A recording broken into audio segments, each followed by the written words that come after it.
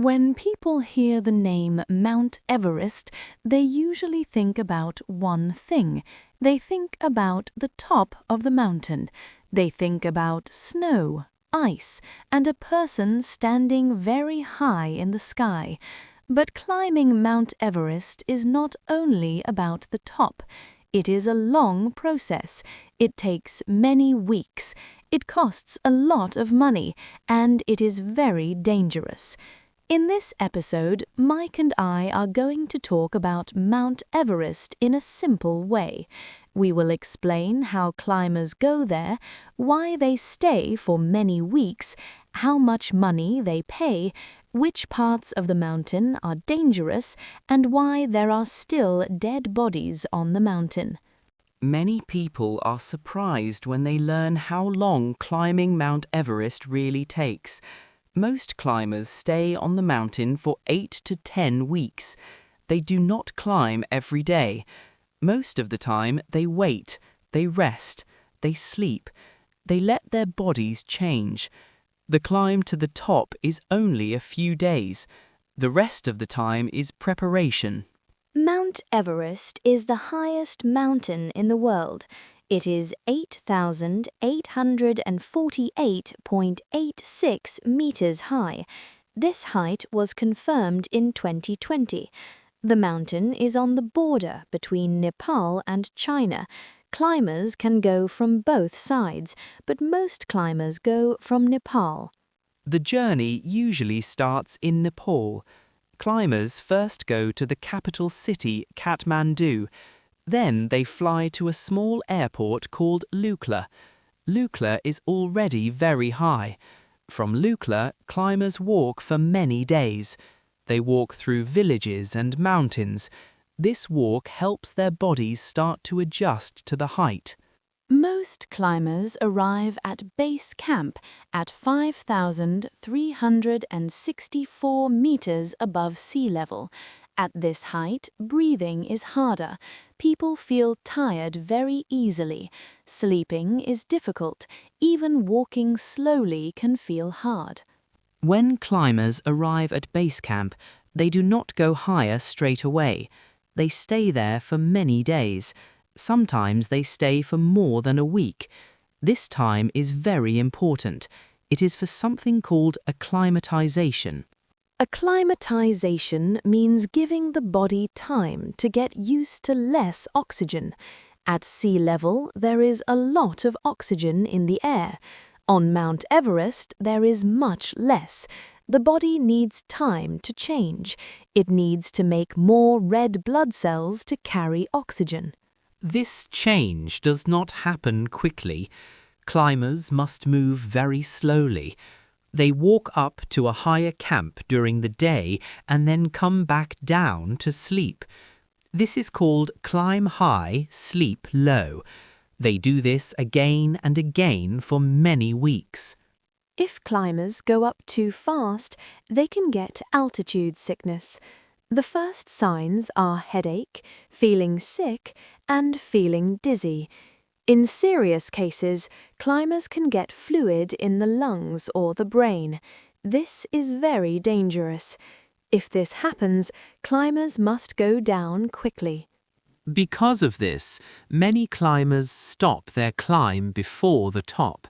Their bodies cannot adjust. This is normal on Mount Everest. Not everyone who starts the climb reaches the summit. While climbers are acclimatizing, they also wait for good weather. Weather on Mount Everest can change very fast. There can be strong wind and heavy snow. Sometimes, climbers cannot move for many days. Most climbers try to reach the top in May. In May, there is usually a short time with less wind. This is called a weather window. When the weather is good, many climbers try to go up at the same time. Above 8,000 meters, climbers enter a place called the death zone. In the death zone, there is very little oxygen.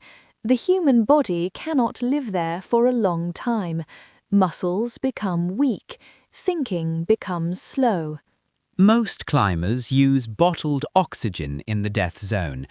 On average, a climber uses about 7 oxygen bottles. Each bottle lasts about 5 hours.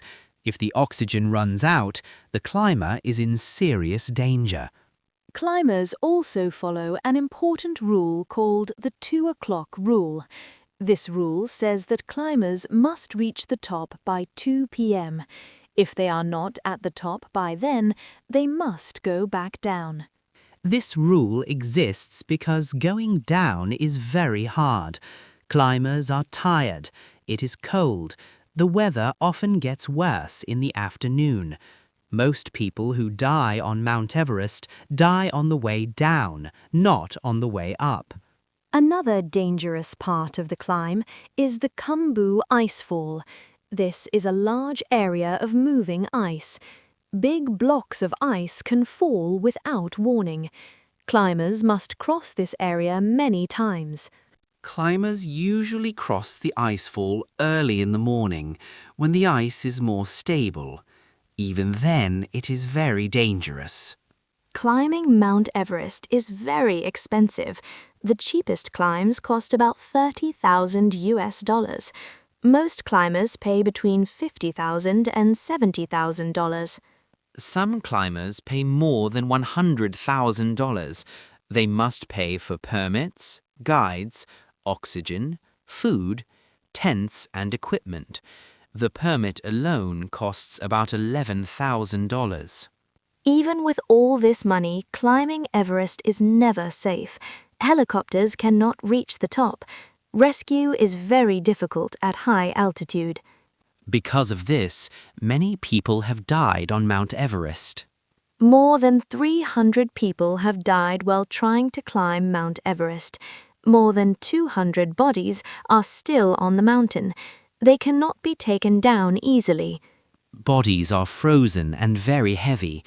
Carrying a body at high altitude is extremely dangerous. It can also cost a lot of money. Because of this, many bodies stay on the mountain. Some bodies are near the main path. Climbers see them when they go up or down. These places become known landmarks. This can shock people who are new to climbing, but experienced climbers know about this before they go. The death rate on Mount Everest is about 1%. This means that about 1 in every 100 climbers does not survive. Most deaths happen during the descent. Before we finish, let's quickly review what we talked about today. We explained how climbers travel to Mount Everest, why they stay on the mountain for many weeks, how acclimatization works, and why moving too fast is dangerous. We also talked about the most dangerous areas, the cost of the climb, and what happens when people die on the mountain. Mount Everest is not just a very high mountain. It is a place where time, money, weather, and the human body all play an important role. Most climbers spend far more time waiting and adjusting than climbing. The summit is only one small part of a long process. This brings us to the end of today's episode. Thank you for listening and staying with us until the end. We hope this episode helped you understand, in a clear and simple way, what climbing Mount Everest involves. Goodbye.